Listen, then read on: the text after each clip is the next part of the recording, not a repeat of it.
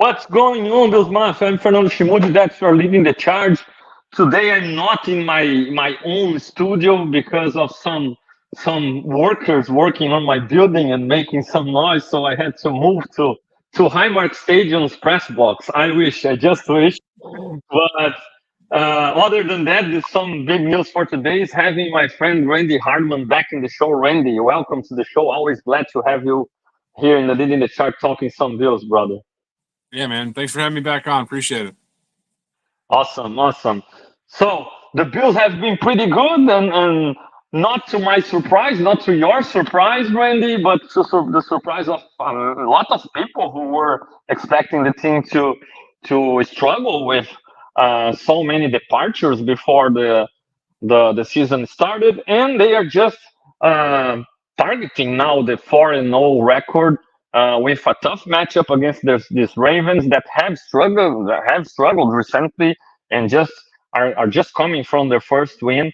And so how's the season so far for you, Randy, and your expectations that you had before the season? How the things have gone or according to your expectations, how equal, how different, what has surprised you, what hasn't surprised you at all. A lot of things to discuss today. I just want to welcome Bills Mafia, who's participating in the chat already. Fabricio, Renan are here. And if you want to send a shout out, send your comment, a question, feel free to interact in the comment section. If you are watching this episode afterwards on YouTube, on Rumblings Network channel, comment, and it will be a pleasure to interact with you. So, Randy, how about this Bills start? Surprising, not so much, and even So, better than what you expected. What do you think about it? yeah. So, is it surprising? No. I mean, I think you and I agreed before the season that, if this team was what we thought it would be, then a 3-0 start should not be off the table. It should be expected. And that's where we are, is 3-0. Now, Mm, how we got to 3-0, I think is the surprise because mm, I think even the most optimistic Bills fans didn't think that this team was going to come in and really roll the first three games the way that they have and been as efficient and really loose feeling as far as offensively that it has so far. So I think the way they've done it is a surprise. The fact that we're at 3-0 heading into Baltimore, not a surprise. mhm. Yeah, man, it's funny because I remember before the season we had this conversation, and I also wrote a text for Buffalo Rumblings, an article there, and some of the readers, and a shout out to all of them, were like, okay, Fernando, you're a homer, so you are very positive towards this team, but it's not realistic. And I remember commenting even like, man, I can be pretty pessimistic towards this team as well. It's not like I'm always positive. I wasn't Yeah. very positive when the Bills drafted Josh Allen, for example. So Right. I wasn't very, very positive when they gave Ryan Fitzpatrick a big contract. I didn't trust him. So I had a lot of bad feelings towards this team. But I feel like when you have a coach like McDermott that like him or not, and I have a lot of criticism towards his playoffs performances, but it's undeniable he's been an awesome regular season coach, right? He always had his team prepared, right? And you have this coach, you have your superstar quarterback that I'm always pounding on the table. I believe he's better than Mahomes. I believe he's better than Mahomes. And people, they are starting to realize why I have this kind of take, right? So when you have this coach, you have this quarterback, and you have an eager group of players wanting to prove themselves that need to play for their next contract, right? Well coached, being on point and disciplined all the time. You have a successful formula. You're gonna be first. You're gonna win a lot of games, and second, it's gonna be really difficult to beat you. That's why the Bills don't have like more than 40 games without more than 6 point loss, right? It's a record. So that's why I couldn't really look at this team and be pessimistic towards it because a couple or three or other veterans that were also part of this success and were also became those superstars in these schemes, in those circumstances. because they left past their primes, and I would think this team will implode. I couldn't believe in that, Randy. No, I mean, and I think the pessimism surrounding the Bills coming into this year, I think comes from a couple different places. One of which is kind of a lazy take, which is they're just looking at names lost and being like, oh, look, they lost all these names, but not understanding like the context behind why those players were allowed to move on versus just looking at, a list. The other part of it is, a lot of people like to be contrarian and want to pick on the next new big thing. So, we've been at the top of the division for several years now, and I think there's kind of a fatigue to the point where, well, we're good, but we haven't been good enough to win a Super Bowl. So a lot of people are starting to look for the next good team, in our division. So it's easy to pick the Dolphins or the Jets or whoever, over the Bills. So I think that's part of it. But really, I mean, if you take everything into consideration, I think this team is ahead of schedule from where most of us probably anticipated it would be. No doubt, no doubt. Yeah, man, I think it was pretty fair. Despite being optimistic before the season, it was pretty fair to expect a transitional phase and a learning phase, and the players getting used to new schemes, or rookies coming in, and even free agents learning the schemes, learning what Bills football under McDermott has been about, and feeling comfortable on that, right?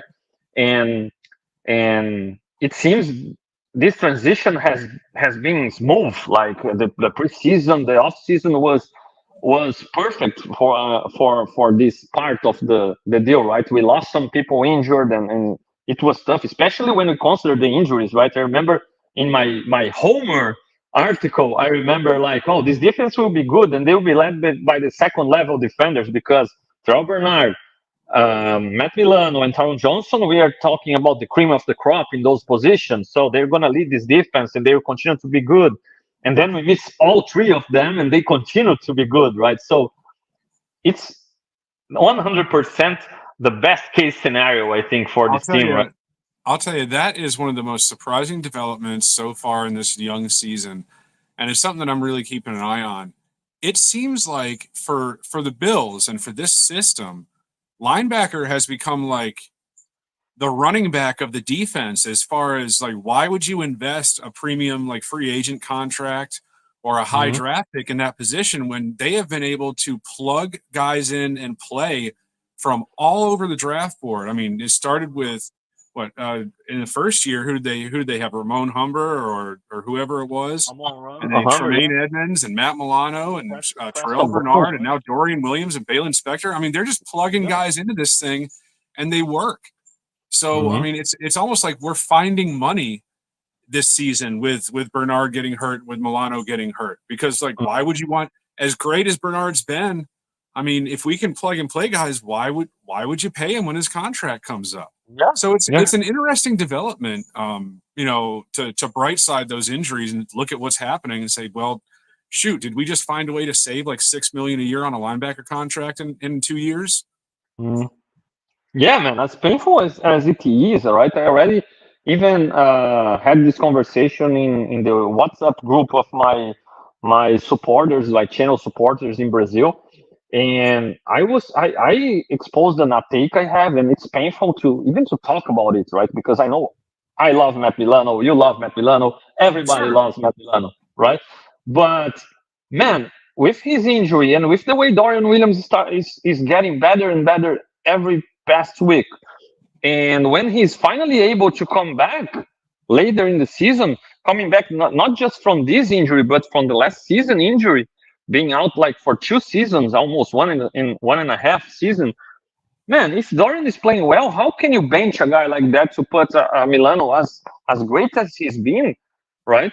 How can you bench Dorian and put Milano in like playoffs right to start, and trust him to be his former self? It's kind of the Tredavious White situation, right? Difficult. Yeah, that's tough. That's tough because I mean, like we know, and the best people in the league know that when Milano's there and he's healthy, he's top of the class. He's Yeah. he's one of the best in the league. So it's tough. But I mean, you're right. Being out for a year and 3 quarters, or damn near 2 years, and then coming back, and if somebody's filling in at a high level, it's tough to sit that guy down, for the guy coming back. But I don't know how much McDermott adheres to the "you don't lose your job to injury" philosophy. Hmm. I think he kind of does, but not totally. So I mean that's an interesting thing to propose. Yeah, certainly. Yeah, man, and even becomes a good trouble to have because if you have the ideal scenario is that Dorian continues to get better, right? And then if you have Milano coming back and you are really sure that oh no, he's ready to contribute and to be his old self and play at extremely high level, man, you are totally secured against protected against a situation like the one we had last year with Bernard getting injured and needing to rely on AJ Klein coming straight from his couch, right? So you are in a great situation with replacement pieces. Same thing with Ken Lewis and Teron Johnson. Ken Lewis has been extremely impressive Yeah. in Teron Johnson's play. So, but even with Milano, even the situation with his contract, right? Because again, I hate to say that, but when we look at his contract now, since he signed it, he started to have his injuries, and it hasn't been a great deal. People who has argued about Von Miller's contract, obviously Milano is cheaper, but Yeah. still, since we paid him, we haven't had anything from him, and we see, just like you said, young players all from third round picks, sixth round picks, seventh round pick. The guys enter and they are able to produce, and you start to question, man, maybe the Bills can go in the same Tredavious White route, and Milano don't even play as a Bill anymore. It's crazy to think about, but it's a possibility, man. It's crazy. Yeah, it is, and you wouldn't think when Milano signed that extension that it would be looked at as a bad deal, but I mean that's essentially not due to any fault of his own. I mean Yeah. injuries are injuries, but I mean that's where we are right now. And I mean I think if you get quality snaps out of Dorian and Balin Spector and even Eddie Olafonsu Hmm. this year, which is the other great development, amongst these injuries, aside from realizing that we can plug and play guys, is that he a guy who is probably going to be a healthy scratch a lot of times, game day inactive, is now suddenly getting a chance to possibly get some significant snaps, be it only on special teams maybe or in garbage time, but either way, snaps are snaps. So it's exciting to think about future wise and cap ramifications and all that, being able to project towards the future. Yeah, man, and I believe this development and this good job done by the players, obviously, but also by the coach on developing them, having Yeah. them ready to play. It puts the Bills in a great financial situation because when you're gonna just like you use Bernard as the example, like oh, are you gonna pay Bernard when he's up? Because Spector has been able to come in and play really well too, and Bernard himself came in and played even better than Edmonds before, and a lot of people were really worried about that. And on the other hand, you have the leadership, you have all the mental aspect of the game. I feel like Brandon Bean has himself in a great situation where he can deal and negotiate with guys and say, look, we can do it for you. We want to keep you, but you won't get the best deal possible here. I feel like with Spencer Brown, it's been like this. If you look at Spencer Brown's deal compared to all the offensive linemen that has been paid in free agency, he signed a deal below market value or below what he could. If he continues to play like this and hit free agency, he would be up for a big payday, right?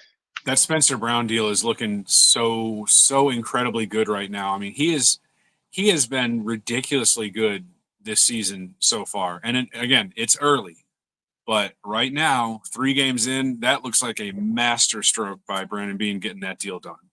Absolute master stroke.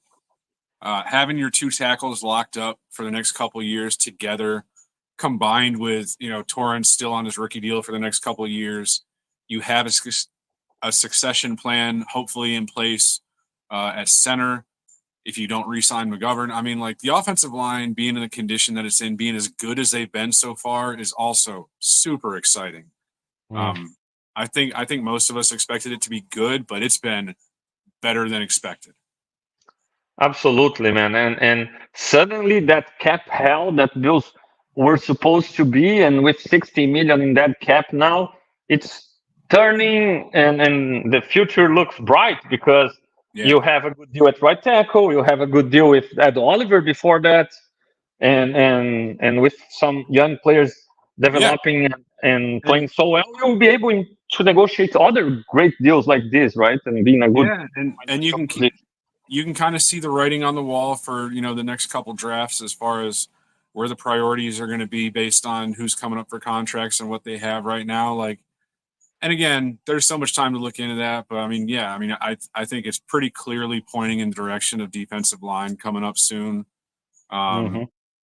and then probably skill positions, linebackers mixed in there, stuff like that. But like, there are some areas on our team that are so strong right now that like they shouldn't even really be in major consideration, for high end draft picks, which is it's a good spot to be in because they can really hone in on the parts that need to be improved. Um, Yeah, man, it's so crazy. You, it's you a can really go back it's a really 24 April. fast refresh by Brandon Bean that I think is going to be studied by Bills fans for a while because this thing looked like it was heading down, and then all of a sudden now it looks like it's turned back around real fast. So that's really cool. True, true, man. It's really like Brandon Bean has been able to do his job pretty well, and the coaches developing players have made the Yeah, most of this talent, right? Having guys playing at their absolute best, and so everybody enters and contributes, and I yeah, remember when we had like Justin Rogers coming in the secondary, and all of a sudden everybody could throw big bombs over us because we have an avenue to be explored, or things like that. And now you miss players, other enter, and these schemes. Everybody really concentrated, know what they are supposed to do, and always in the right place, right time, playing discipline. It's been awesome to see. yeah. And they've done a good job of targeting guys that fit in their system, specifically on defense. I mean, you can look at the way that they found the secondary that we've had for the first 7 years of the McDermott era, and then now what they found for this second era, the second part of this era. With Poyer and Hyde moving on and Tre'Davious White moving on. But it seems like they're just not really missing a beat. I mean, they found Benford. Yeah, Elam in the first kind of stings a little, but the fact that you got Benford out of it too eases Mhm. that a lot. Um, and then getting quality play out of DeMar Hamlin so far after everything that he went through. I mean, just Jamarcus Ingram and Cam Lewis, and they just been able to find guys without having to make premium investments in them that have paid off. And again, it's a great job by Bean and then by McDermott and his staff for not only getting these guys in the building, but then once they get there, being able to develop them to work in our system. Who knows if they'll work elsewhere, but they work Mhm. for us. Yeah, man. Bills Mafia, hit that like button, support us here at Rumblings Network. A lot of shows are back, and we are trying to create the best content possible for you. Bruce Exclusive, Sarah Larson, um, Jay Spence the King is back with the Chop Up, and Joe Bucacino, Jamie D, Big Newt, a lot of great shows. So support us, hit that like button, subscribe to our network, and also download on Spotify, Apple Podcasts. This episode will be available there as well right after we finish. Um, it's funny. It's really funny, Randy, because I was riding my motorcycle recently, like 2 days ago, and I was almost caught by like I was doing it naturally, like I always do, and I was almost caught by surprise by a car that broke hard in front of me, and I was thinking like, okay, nowadays I'm a better rider than I was when I was learning, right? In my first year after I got my license, or the second year, and the same thing I see with those young players coming in the build system. I saw by Saul Capaccio, Jamarcus Ingram said something to him about his sack, the blitz that he sacked Trevor Lawrence, how he they studied that play, how they studied how Trevor Lawrence loves to step up in the big gap, and how he had the words of his positional coach telling me, "Don't blitz past the quarterback, don't blitz past the quarterback," and how he had those words in his mind, like when he was in the pass rush rep, actually in game. And this riding situation just made me remember when we are starting something, we are learning, we aren't really 100% confident and comfortable doing something, you tend to be more disciplined, more you pay more attention to the situation. You want to do what your coach or what your instructor tell you to do, and that's an advantage sometimes of having those young, eager, even if inexperienced players over sometimes even the veteran superstars who are maybe more confident already, more established already, but are sometimes passive of a situation that today might be a little bit not so concentrated or overconfident, and not paying too much attention on doing what the coach asked you to do, instead trusting your feelings, trusting your instincts. And I feel like this Bills team is full of those guys. They want to be at least the new Tyrell Dodsons, who was an undrafted guy, who could be out of the league at any point if the Bills cut him in the past seasons, but had an opportunity, took advantage of that, and got a pretty good deal with Seahawks for a linebacker, right? So they want to be at least minimum this kind of guy that can take advantage of this opportunity and make a name for themselves, and be able to sign some new good contracts, and make their names in the league, right? Yeah, absolutely. Yeah, man, I really feel like it's been a big reason why this Bills team has been so good so early. Good coaches, players wanting to play the best way possible what they are asked to do, disciplined, and obviously Josh Allen on the other side of the field. Talking about defense and then talking about offense, we have a superstar quarterback playing so well, and without the wide receiver asking for all the targets all the time, being able to make the right reads, take advantage of the right matchups, and we've seen a version of Josh that has been able to really take care of the football, and avoid the so much spoken turnovers, right? Yeah, definitely. All right. And now the Ravens, right? We have the Ravens just ahead of us, the Baltimore Ravens. When we talk Ravens, we always, I don't know about you, but anytime the game is against the Ravens, the first thing that comes to mind is, they have a tough defense. They are a physical team. They run the ball really well. It's been like this since 2000 with Jamal Lewis, Roy Lewis on the defense side of the ball. How true it is, how true it's still applied to this version of the Baltimore Ravens, because I feel it's they try to continue to be this team. They have Derrick Henry now as a running back. They still have some big names on the defensive side of the ball, but it seems this year the record shows and some of their performances shows they haven't been that tough team that we always were used to see the Ravens having. Yeah, they offensively, I think they're still the Ravens that we know that they've always been. I think they're more run heavy, obviously, between getting Derrick Henry and then Lamar. Obviously, they still run the ball, more so than pass. I think the difference with the passing game for them, they've struggled to find rhythm passing wise. I think Zay Flowers in year two is going to be better for them eventually, but right now it's been inconsistent. Their offensive line isn't fantastic. I don't think they're healthy right now. Mhm. But defensively is kind of where they're falling short. That defense is not the same unit that we've all known for the last 20 years as being a Baltimore Ravens defense. It's just not. They have some strong pieces, but overall, and I was talking to a Ravens person this past week, specifically in the slot corner position, where Mhm. they're weak and we are exceptionally strong with Khalil Shakir. And then also with our tight ends, that either one of them can line up in the slot to variance purposes, as well as some of the other receivers. I mean, like I think that it's probably going to take a drive or two to get used to the physicality running the ball, with Lamar and Derrick Henry, that 1-2 punch. But part of what a hallmark of this team, why we don't get blown out, is because that's exactly what happens. Is that it usually a drive or two in the first quarter, they might give up points, maybe.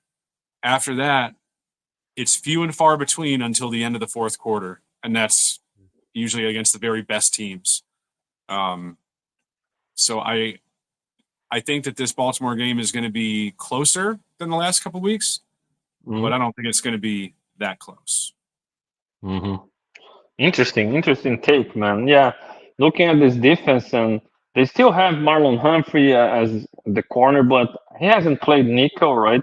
He's playing outside, and Nate Wiggins, former first round pick, but still, just like you said, they've allowed a lot of yards, passing yards, right? They've been good against the run, and that's something interesting because we know under Brady, the Bills try to establish the run game, and they don't shy away. They don't quit on the run game, even if it isn't working. They will never move on and just throw. They will get back to the run game. So, um, and last week again, Josh showed how he can punish teams that don't really.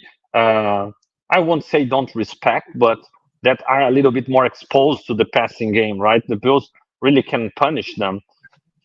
Yeah, I mean, think about it in these terms. So, like, if these two offenses are in a race, right, and Lamar is getting pulled by a 3-horse team, Josh is getting pulled by like a 6-horse team. We just got more in every way. Josh is a better passer. He's a more bruising runner, so he's going to handle more touches. The offensive line is better. Our weapons are better. I mean, it just is what it is. And I think defensively, when you turn it around to the other side, their defense is lacking in areas that we can exploit. And our defense, granted a drive or two, and maybe in this game it might be 3 to 4 drives, but I think our defense is going to do a better job of being able to stop what they want to do and force them to do things they don't want to do versus them trying to do the same to us. I don't think it's going to work for them. And I think we're going to be 4-0 coming out of this week. Awesome. Yeah, man. I feel like, yeah, we got to stop that run game. And when we talked about Zay Flowers specifically, that's a guy that I liked a lot pre-draft as well as a prospect, even for the Bills. I liked Jordan Addison over him, but I like Zay Flowers. If he were drafted, then I would be happy as well. And watching him play for the Ravens, I felt like he's being too much used as a gadget guy, like moved around, some jet sweeps, some screen passes, and not really at his full potential as a true weapon wide receiver that he can be. Not, obviously, it's tough to compare like Malik Neighbors. Watching Malik Neighbors last night, Malik Neighbors has been awesome to the Giants and for the Giants, and he's a better prospect overall than Zay Flowers, even size wise. But I feel like Zay Flowers has more to offer than how the Ravens have used him, Randy. Yeah, no, he does. But I mean, everyone has a different learning curve when it comes to their development in the NFL. So I mean, like, it could be that Baltimore just doesn't feel like he's ready for the full, the full tree, the full book, whatever you want to call it. And so they want to use him in these limited, these specific limited roles before they expand his role permanently. It could be that their offensive coordinator just isn't that creative and he doesn't think he can do it. I mean, who knows what the reason is?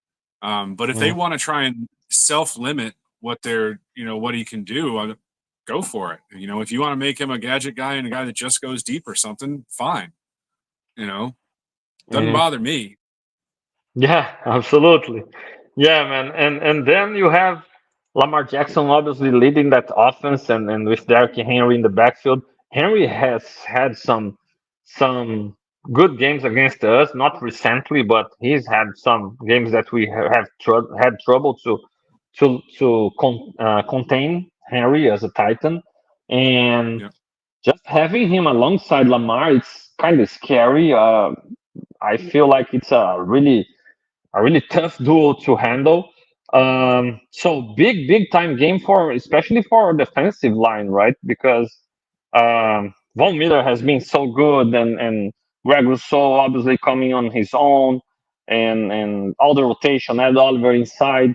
How do you see this matchup against this team, and how important will be for the Bills to be able to contain that run game and then pressure Lamar without sending blitzes?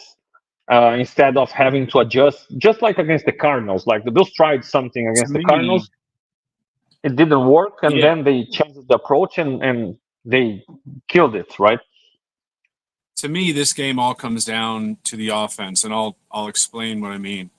So defensively, I think they are hoping and praying all week that the offense comes out firing and they can get a quick lead to make that Baltimore offense more one dimensional. Mm-hmm. You want to make Baltimore play from behind that takes out the aspect like the run heavy aspect of their nature. Ball That's control. the way to really get on top of them. I mean, I think they should be focused on trying to get out to as big of a lead as possible to take the heavy running aspect away from Baltimore Mm-hmm. and make them throw the ball. And that's where the picks come in. That's where the mistakes come in. That's where the 3-and-outs come in. If you can get Mm-hmm. them into that position down 10 or 14, like you did this past week or against Miami, make them one dimensional, it's over. It's over. They can't play that game coming from behind if they're down 2, 3, 4 scores. They can't do it. Not against this team. They might can do it against some other shit team, not against this defense. Hit that like button, Bills Mafia. Subscribe to Buffalo Rumblings and Rumblings Network channel. Support us. Randy, how about Lamar Jackson specifically as a quarterback, right? Because, man, I was a big Lamar Jackson guy coming from college. I even wrote back in the day for Cover One still about why I believed he would be the pick for the Bills and and why I saw like McDermott and Brandon Bean wanting a two-way He, quarterback, a guy who could run and pass, and I just he was my didn't number hit the two behind Josh Allen. yeah, yeah, Yeah. absolutely. Josh was more similar to Ken than Lamar for sure. And but still, I always had Lamar like over most of people. Like I felt like okay, he was working up under Bobby Petrino already. It was more of a pro style offense than people gave him credit for, and he was more of a pro ready player than people gave him credit for. And obviously the mobility is different. Is I think other than Michael Vick, there hasn't been any player as fast as him at the quarterback position. So in now already two MVPs and okay, big name in the league, but there is something missing. Like he never, just like was just said, you made an assumption. If the Bills can open a difference, open a gap, make the Baltimore Ravens play from behind, put Lamar in a true situation where he gotta be explosive, passing the ball and not running. Man, it hasn't been there, right? I really struggle, really struggle to put Lamar in the conversation with the Josh of the world and Mahomes of the world because it seems like he is really limited passing, despite having some good touch passes, deep balls, despite having Yeah. a quick release, despite having all these mobilities to make coverages easier to throw against because of all of the spies, all of the guys that you gotta uh, play against him. So what's wrong? And will Lamar ever develop more, or maybe an offensive coordinator situation? How do you see this Lamar dilemma? I think that his mechanical issues that he had coming out of college were never truly corrected, personally.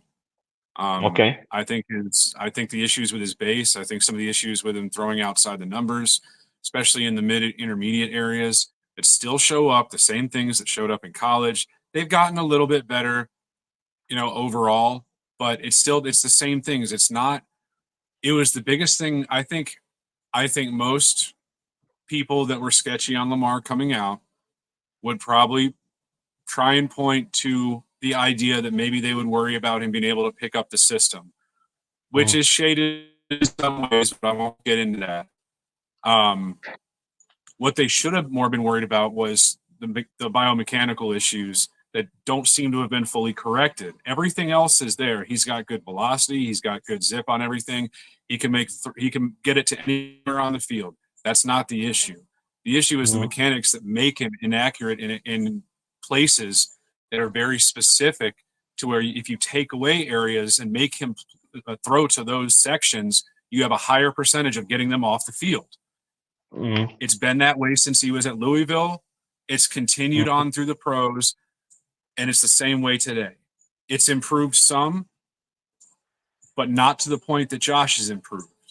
Yeah. So I think that Lamar was done a disservice by having Greg Roman as his OC to start with. It seemed like a natural fit idea, but I think it leaned too heavily on what he was already really good at and didn't challenge him enough to fix the things that he wasn't good at. So he's been very good, and I think that's a testament to the athlete that he is and the quarterback that he is, just being Lamar Jackson. But I think the reason why you haven't been able to see him like really elevate is for the reasons I just pointed out. Yeah, man, and then we come back to that interview process, right? Just like when we were talking about the draft and how important the interviews are, because okay, Greg Roman, okay, everybody else, but Lamar himself, he gotta realize what he gotta get better, and himself try to look at things and get better. I can't affirm like, oh, he hasn't done that, but just like we said about Josh, we look at Josh mechanically speaking pre-draft and look at him nowadays, and it's another guy throwing the football, right? It's another throwing motion. It's another base. It's technically, mechanically speaking, a different quarterback throwing the football. Josh himself recognized that. They showed recently a video of him throwing. I think it was in his pro day or some practice in college, and Yeah. and he was like, "Man, it's another guy, right? It's another guy throwing the football." And but he it wasn't just the Bills, right? Josh himself was, let Jordan Palmer help me. Where can I go and be better, right? So he had this desire and um, that sense of realizing I gotta get better at those specific situations. And maybe Lamar, Right. with all his great things that he does, and just like you said, Greg Roman early, and okay, let's take what you do well and let's do that and impose that and win like this, and not really care about that stuff that we can do. Let's take it away of the playbook or the game So plan. another part of the Lamar equation, which is one of the things that I was big on, during that draft cycle, was that Lamar and Baker and Sam Darnold were all Elite 11 guys, and Josh Rosen. All four of them were Elite 11 guys. So they had gone through the whole quarterback camp, 7-on-7, the whole training circuit and everything. They were all a lot closer to being finished products even before they, but when they graduated high school than Josh Allen, much less getting through college. So like the reason why Lamar was 2 for me was because of all the explosiveness that he offers and the fact that he had gone through all that training. So he had gone through so much refinement already. It's not like he was a super raw prospect. He just had these things that kind of, he needed to work on a little bit. But I thought he was a lot closer to a finished product than Josh was. I just thought Josh's upside was so much higher than anybody else. I just could not see past, the complete upside that you have with him. And I thought that he was closer to being able to get that than a lot of people thought. But anyway, but that's the thing with Lamar is that I feel like in his case, he had already been refined a lot. And these things, I think that his mechanical deficiencies maybe are things that he doesn't necessarily see as blatantly as Josh did his. Makes total sense, and the Bills have been able to exploit that, right? If there is a team that has been able to contain Lamar successfully and make him throw where he isn't very comfortable doing so, and being able to really contain him, it's been the Bills. The Bills have played great games against him, and we hope this Sunday it can happen again, right? And it seems they have the personnel, they have the group, despite all the injuries, everything. This defense seems prepared to have some nice game plan, a nice game plan, and some nice coverage to show him and try to bait him into mistakes. And I think if I remember right, over the years when we've played the Lamar Jackson Ravens, they haven't, like, offensively, they haven't been able to really, like, go punch for punch. It's always been like they'll get like one explosive play that gets them into the red zone or down to the goal line or like a long touchdown. Like I remember Hayden catching a crosser for like 70 yards or something like that against us a while back, or like a long run by whoever the running back is or something. I don't think they've been a team that really like goes up and down the field on us as much. Mm. I don't know that for sure. I didn't look into it deeply. I'm just trying to go off memory. Yeah, yeah, man. I remember that game against them that we lost really late, and Josh had a post route kind of slant. It was more of a post to John Brown and last ball of the game, and he couldn't complete. It was a little bit behind maybe against cover zero. Humphrey, if I'm not mistaken, was what it was Humphrey or the other corner that used to make a lot of picks. I forgot his name. And but other than that, I don't remember really the Ravens have a lot of success than the Bills against the Bills and McDermott Yeah. in general, right? And the Bills have been really able to, and even back in the day, Josh wasn't really the same player he is right now, right? It was the start, the first year maybe that he played better with John Brown and Cole Beasley, and so I feel like the Bills have a real opportunity against this Ravens team that hasn't been really on point as they used to be. Um, another interesting situation development with their tight ends, right? They have Mark Andrews back, and Mark Andrews supposed to be, or before his injury, he was one of the top tight ends in the league, absolutely. But right now, I can't even tell you if he's more dangerous than Likely. They've used Likely a lot, right? Yeah, well. I mean, the book on Likely coming out was how good of an athlete that he was, and it would all really depend on system scheme fit and how quickly he can pick up a pro style offense coming from Coastal Carolina. I Mm, think all the people, myself included, who are familiar with draft prospects were all kind of high on Likely in that upside way of if you have the patience to develop them, it's a great pick. And then when he went mm, to Baltimore, it was like, man, that's a God. They always yeah. get these tight ends, and he's another Uh one. huh. And they got Charlie Kohler from ISU also True. as a third tight end. So I mean they're loaded at tight end. Not as loaded as we are. I think with Kincaid and Knox, but they do have a very solid, top 10, top 5 group in the tight end room. So that'll be a big challenge for us, especially with our linebackers. As much as we were praising them earlier, this will be a big test for them, for the season. Yeah. Going against that trio of guys, and any three of them or any two of them they want to trot out there can make a play if you're not careful. So it'll be a matchup to keep an eye on for sure. Yeah, man. I'm gonna ask that to you because I personally don't believe so, and I always tell people about it. But still, a lot of people are always asking, like, do you believe the Ravens will be able to take the Bills out of base nickel defense and play a little bit of 4-3 with three linebackers because they will try to run the ball? They have all those tight ends. They will try to get bigger and punish Bills nickel. I don't see it, but I'd like to hear from you, Randy. I mean, they might, I mean, who knows? McDermott might come out in straight 43 to start the game. If Baltimore shows him a heavy lineup, he might just come out and say, "Oh yeah, here you go." But the Mm, thing is that anybody that we put at that third linebacker spot is going to be able to drop into mid-range coverage anyway.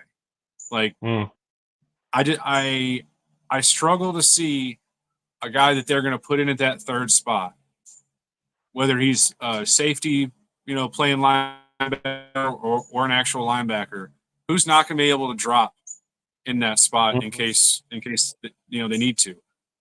I don't think it's on the roster. So whatever McDermott wants to do, I'm good with. If he wants to come out there in nickel and play their run heavy set with nickel, I think it'll probably get abused once or twice, maybe. Mhm. But other than that, I'm not really too concerned about it. I'm not. I'll be honest. I respect the Ravens, but I'm not really too concerned about this game. Mhm. Yeah, man, and yeah, Ken Lewis has played this role as the third linebacker and nickel corner, obviously. And Tyrone does it as well. But one possibility is even giving some Bishop snaps there if they want to get a little bit bigger than Ken Lewis, because Yeah, That's a big they've got athletic guy, options. right? Yeah, Taylor Rapp can drop down a little bit as well when you put Bishop as the safety. Yeah. So there are some options to work with there. And Ken Lewis, he plays bigger than his size, right? I think he has shown it this season how physical he can be. He tackles really really well and always seems like a hit sick missile. I've been really impressed by Ken Lewis. Well, they've I got the was a blueprint and believer. Teron Johnson playing in front of them, showing them how it's done. So I mean, True, I, true. I think it's pretty easy to figure out how to make the most out of your size when that's the guy playing in front of you. You're like, oh, just do exactly what he does. That's True, true. how do I make a living for myself in the NFL at this size? That guy right there. Yeah, yeah, absolutely, man. Yeah, that's true. Yeah, man, and look at their defense, all right? They have some athleticism at the linebacker position with Roquan and even Triton Simpson, the former Clemson player, right? And Yep. as a will linebacker. Um, Odafe an athletic pass rusher in the front seven, talking about the front seven now. And Mhm. Madubuike and Michael Pierce inside. They have some big guys, especially Michael Pierce. That's a massive nose tackle, and it's always tough to run against them. The Bills have this group everybody eats, and it's working extremely well. I think even the biggest homers like me, right? They were expecting them to play that well and to fit so perfectly. How would you attack this defense and with all the problems they've had, especially in the passing game, but also this they've been really good against the run, right? Yeah, I mean, I think that what you want to do is keep them off balance. Being that they're kind of a good run stuffing team, I don't think that trying to line up 5-on-5 and push your way forward is the way to go, or 6-on-6, however you want to say it, 7-on-7. Um, I don't think that's the way to go. So if it were me, if I'm Joe Brady, I'm looking at ways to spread out this offense so you can spread out that defense, take advantage of their deficiencies, on the outside in the slot areas and in space, and try and move the ball that way, soften up that middle in those in that with that game plan, and then once they're kind of on their heels, then you can start going a little bit more run heavy to grind them down and take some time off the clock. So, uh, pretty simplistic explanation, but I think that would be my plan of attack would be to try and attack the edges, attack the slots, get them off balance, and then try and grind them down once you have it built up a lead. And I think that we're very well equipped to do that with our offensive weapons, and especially with Josh Allen. Mm. Awesome, awesome stuff, brother. Yeah, one thing for sure, for the first time ever, right? Or first time in a long time, now it seems like if we stop them farther from our end zone, Justin Tucker isn't that luck to make a 50-yard field goal anymore, right? Good news Yeah, for us. go figure. He's having a pretty awful year, all things considered. That was one of the things the Ravens people talk about. They're like, "Man, friggin' Tucker is killing us this year." I'm like, I haven't been paying attention. I didn't know, So, Yeah, yeah. yeah, hopefully, if it comes down to a field goal, he continues the trend for this year, not doesn't revert back to his Hall of Fame all-time best kicker self. True, true, brother. So to finish it out, to close it out, um, what do you think gotta happen in which scenario you see the Bills struggling to beat these Ravens? Because you seem obviously very, very optimistic toward this game. And what gotta happen? What do you think is a bad scenario where the Bills lose this game? And to close it out, your score for this game, your prediction. Yeah, I mean, I think for Baltimore to win this game, a couple things got to happen. They have to be able to run the ball effectively to wear down our defense and use up time. It takes Mm. possessions away from Josh Allen, first and foremost. So the less he can be on the field, the better for Baltimore. When they're on defense, they've got to get after Josh and try and create havoc and make him turn the ball over. It's Mm. that simple. Get pressure on him, try and make him turn the ball over, whether it's by flushing him out and getting a strip sack, or whether it's by confusing him in coverage, or just getting to him to where he makes a mistake and just heaves the ball up somewhere. They've got to get turnovers to win this game. If they don't get turnovers, and especially if he gets hot early and gets a lead, this thing's over for them.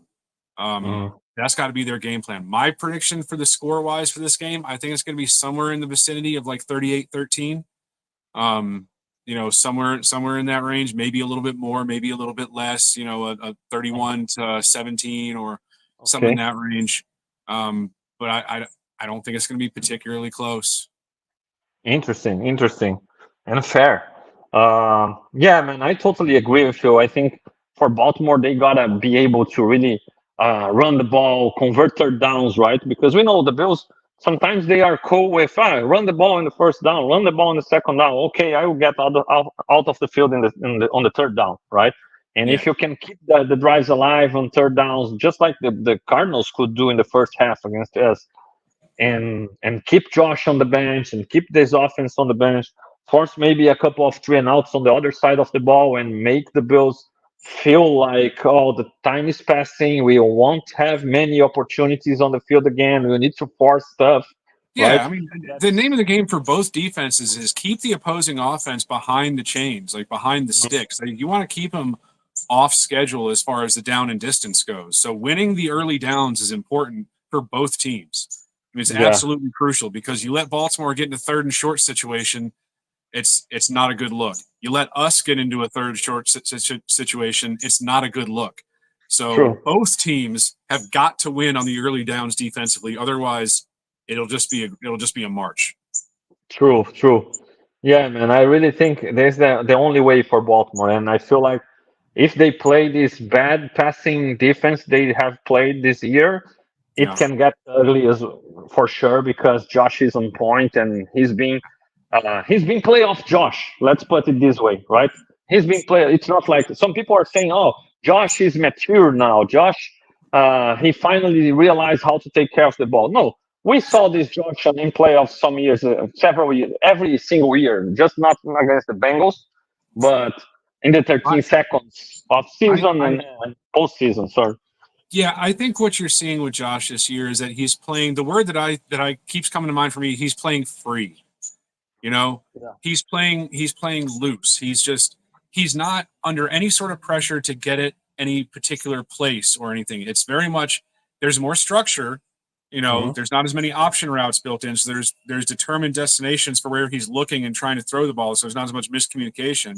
But a Hmm. bigger part of it, I think, is that he's really taken that next step internally to where some of the buzzing inside is calmed down and he's not under the same pressure to, like they've said, to feed a certain way. Everybody eats. He's not worried about getting it to one place.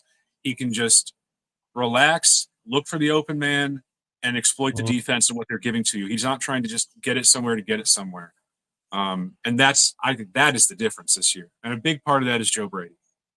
Yeah, absolutely, man. Yeah, and I'm with you. And I believe the Bills will win this game.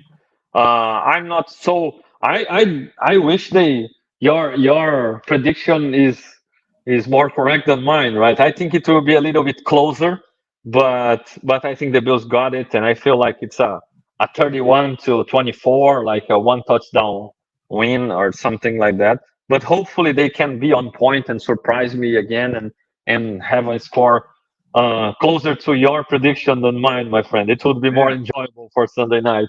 One thing for sure, watching those games recently, it's been an easy travel, right? An easy trip. You can sit on your sofa or in the stadium, people who goes there and relax and root for the team, and it hasn't been really any stressful so far, right? Yeah. Yeah. It's been I love these type of games. You come in nervous and then after like 10 minutes, it's like, oh man, I can relax. We're good. Yeah. It's great. It's great, man. Hopefully it keeps like this, but like this or not, the Bills winning, we're happy. So, and I feel like Bills Mafia is also very happy with this leading the chart episode with you coming back and doing your stuff. It's always great to have you on the show. I really appreciate you taking your time joining me today. And the doors are always wide open for you here. Thank you I so much. appreciate it, man. Yeah, it was great to be back. I thank you for having me on again. Awesome, brother. Awesome. So, Bills Mafia, thank you so much for joining us today. Again, hit that like button, subscribe to Rumblings Network channel, support us, subscribe to my own Fernando Schmude channel.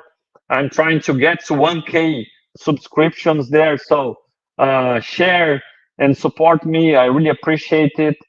And also download Spotify, Apple Podcasts, all those podcast places. The Leading the Charge is there as well. Rate us and download, support us. I really appreciate everybody. So I'll be back on Sunday, right before the game, with the Leading the Charge in Portuguese, doing a pre-game show for Brazil and all Portuguese-speaking countries.